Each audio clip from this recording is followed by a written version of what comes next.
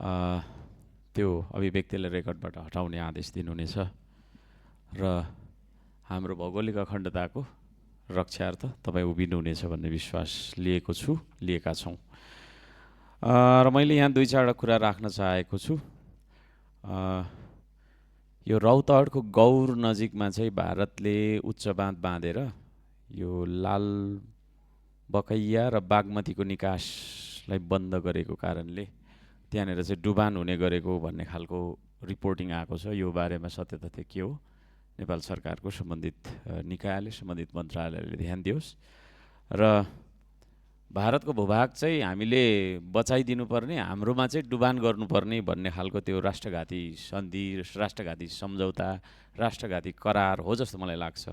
त्यो विषयमा चाहिँ नि नेपाल सरकारले गम्भीर भएर खोजोस् र गर्नुपर्ने आवश्यक कार्य गरोस् भन्ने माग राख्न चाहन्छु। अर्को कुरा, भूमि व्यवस्था मन्त्रीज्यूलाई म स्मरण गराउन चाहन्छु। यो राजविराजमा तपाईको चाहिँ नि 1998 सालदेखि आज 85 वर्ष भएछ। 85 वर्ष पहिलादेखि त्यहाँनिर चाहिँ तपाईको बिटौरी जग्गा भनेर चाहिँ तपाईको नगरपालिकामा कर तिरेर त्यहाँ 70 बिघाको आसपासमा बसोबास भइराखेको रहेछ। ती मानिसहरूले चाहिँ धनीपूर्जा मागेर आन्दोलन भएको 1 महिना करिब भइराखेको रहेछ। कहिले अर्धनग्न आन्दोलन गर्ने, कहिले के गर्ने, त्यो विषयमा सम्बन्धित निकायले, सम्बन्धित मन्त्रालयले, इभन सबै नेपाल सरकार सबैलाई म आह्वान गर्न चाहन्छु, आग्रह गर्न चाहन्छु, त्यो विषयमा त्यो आन्दोलन किन गरिरहेको छ भन्ने बारेमा चासो र चिन्ता देखाउनुपर्छ। र आन्दोलनकारीको माग चाहिँ त्यहाँ हामीलाई धनीपूर्जा दिनुपर्छ भन्ने रहेछ। त्यो 85 वर्षदेखि होइन धनीपूर्जाको लागि आन्दोलन गरिरहनु यो तपाईको चाहिँ नि के अरे अत्यन्तै अन्यायपूर्ण देखिन्छ। त्यसतर्फ नेपाल सरकारको ध्यान जाओस् भन्न चाहन्छु। भने 2017 सालदेखि रामधुनी सुनसरी 1 मा पर्छ सभामुख महोदय, त्यो मेरो चुनाव क्षेत्र पनि हो। त्यो सुनसरी 1 को रामधुनी 7 मा 64 बिघा भन्ने जग्गा छ। त्यहाँनिर चाहिँ त्यो बस्ती छ। त्यहाँनिर झोडा फाँडेर बसेको आज तपाईको चाहिँ नि के अरे 66 वर्ष भएछ। त्यहाँ पनि त्यहाँका स्थानीयहरूले धनीपूर्जा पाउनु भएको छैन। अब यो 100 वर्षसम्म 200 वर्षसम्म पर्खिँदाखेरि पनि लाल पूर्जा नपाउने यो कस्तो देश हो यो, अचम्म लाग्छ। यो देशलाई चाहिँ नि अब हामीले निकास दिनुपर्छ। विकास मात्रै कुरा गरेर हुँदैन, निकास पनि दिनुपर्छ।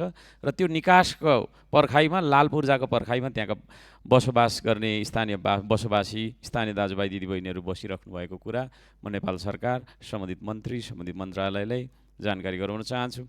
र त्यहाँ चाहिँ भर्खरै तपाईको चाहिँ नि नक्कली जग्गा धनी आएर अब यो जग्गा चाहिँ मेरो हो, पहिला चाहिँ तपाईको चाहिँ नि के त्यो झोडा फाँडेर बसेको भनेर 2 चोटि सर्वोच्च अदालत र त्यतिखेरको तपाईको चाहिँ नि न्यायिक समिति, राजदरबार अन्तर्गतको न्यायिक समितिले पनि ती बसोबास गर्ने मानिसहरूकै हो यो जग्गा भनेर भनिदिएको। तर 81 अहिले चाहिँ आएर फेरि नक्कली जग्गा धनी निक्लेर जग्गा हाम्रो हो, कतिमा किन्छौ किन भनेर चाहिँ तपाईको दुःख दिइराखेको भन्ने जानकारी आएको छ। त्यसतर्फ नेपाल सरकारको ध्यान जाओस्। र अन्त्यमा म के भन्न चाहन्छु भने महिनौदेखि वर्षौँदेखि पनि रहेछ कति त त्यो माइती घरमा अस्ति भर्खर मैले हाम्रो क्विक एक्सन मिनिस्टर भन्न चाहन्छु, हाम्रो गृहमन्त्रीज्यू, उहाँ अत्यन्तै क्विक एक्सन पनि लिनुहुन्छ। उहाँ आफै पनि त्यहाँनिर चाहिँ तपाईको फिल्ड भिजिटमा जानुभएको थियो र म उहाँलाई अनुरोध गर्न चाहन्छु, उहाँ मार्फत सबैजनालाई अनुरोध गर्न चाहन्छु, त्यो माइती घरमा 10औं थरी मानिसहरू वर्षौँ वर्ष महिनौँ महिना त्यहाँ डेढै कसेर बसिराख्दाखेरि नेपाल सरकारले पक्कै पनि ध्यान दिनुपर्छ, सम्बन्धित निकायले ध्यान दिनुपर्छ र के खालको चाहिँ माग उहाँहरूले गरिराख्नु भएको छ भन्ने बारेमा ध्यान दिएर न्याय दिनुपर्छ भन्ने माग राख्न चाहन्छु। र यिनै कुराहरू छन्। र अन्त्यमा फेरि पनि प्रधानमन्त्रीज्यू तपाईको चाहिँ नि छिटो आएर यहाँ उहाँले आफ्नो अभिव्यक्तिलाई सच्याउनु हुनेछ भन्ने विश्वास लिँदै यति भन्न चाहन्छु। धन्यवाद।